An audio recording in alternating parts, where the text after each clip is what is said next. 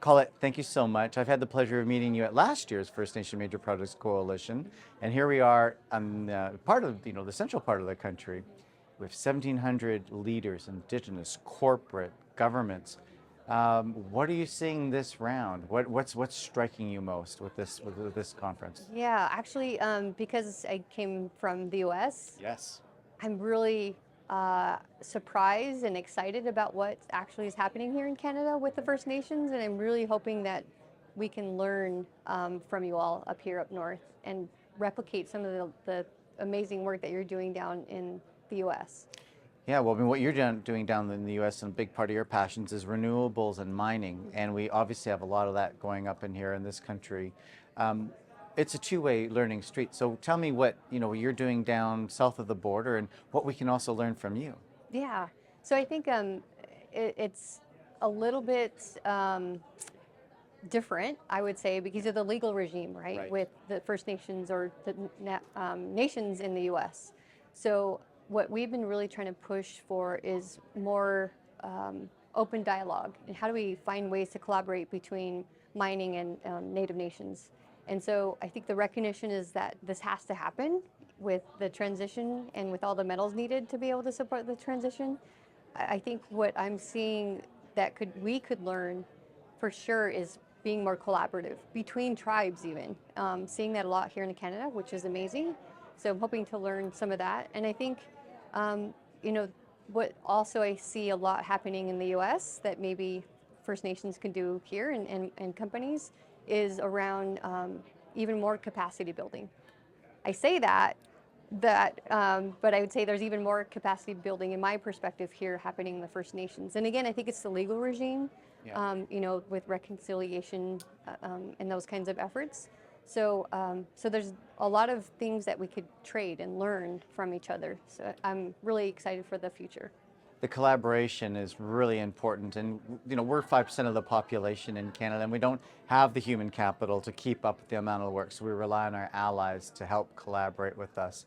And a lot of what is required is the capital, and you've heard here in Canada that we've just had this loan guarantee program to support the capacity of our nations to work on projects and to support the equity. So in the States, do you see the same regime? Can you tell us a little Yeah. about that and how we might learn from that as well? Because now it's go time. Yeah, it's huge actually. So with the Inflation Reduction Act, I think there was like, don't quote me on this, around $70 billion available for projects to help with tribes and renewable energy. And I think it's the difficulty that I've seen is it took a while for tribes to really get into getting the capital available to them. And so a lot of the feedback they had for the government is, that's great, you have all this money available to us, we don't even have the capacity to apply for the grants. So now the government's come back and said, okay, how can we modify our process to make it easier for tribes to get the grants? And also, I think the feedback they gave the government was, don't make it so competitive, because we're so strapped for resources to even write the grants. How can you help us make it less competitive so that we're not competing against one another? Sometimes they have the same grant writers that might be working for them. So I think that's some of the learnings that we had down in the U.S. So hopefully it's different for you all. Right, right, right. Well, we're off to the start here, and those are really great lessons because we do have to make it accessible.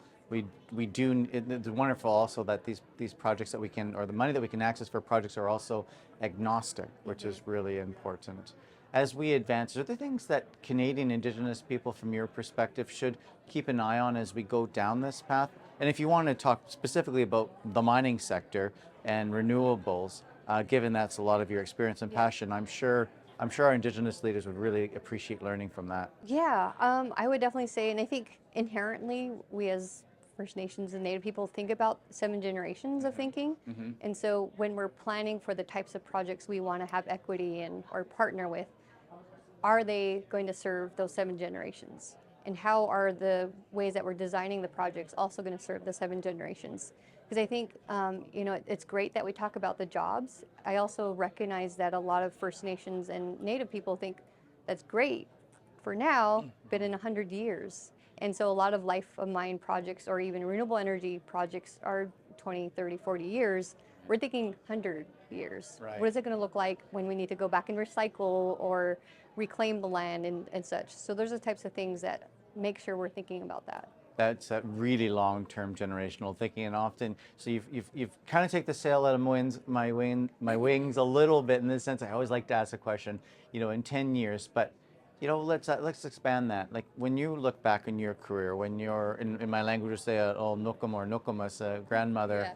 and you're looking out, and what does the success look like in your world? Yeah, I would say success to me looks like as a society, we actually go back and think in the way as Indigenous people would, that everything that we have around us is together in an ecosystem.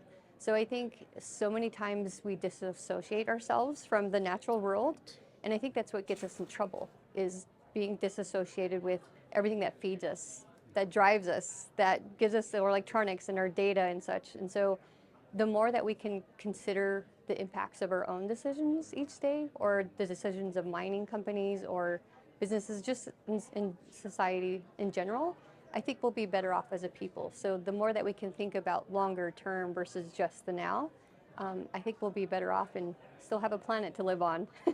That's great advice. Stay connected. And so let's continue to stay connected. We have much learnings from each other. Thank you, Collette, Yep. so much for your time. Yeah, thank you. Appreciate it.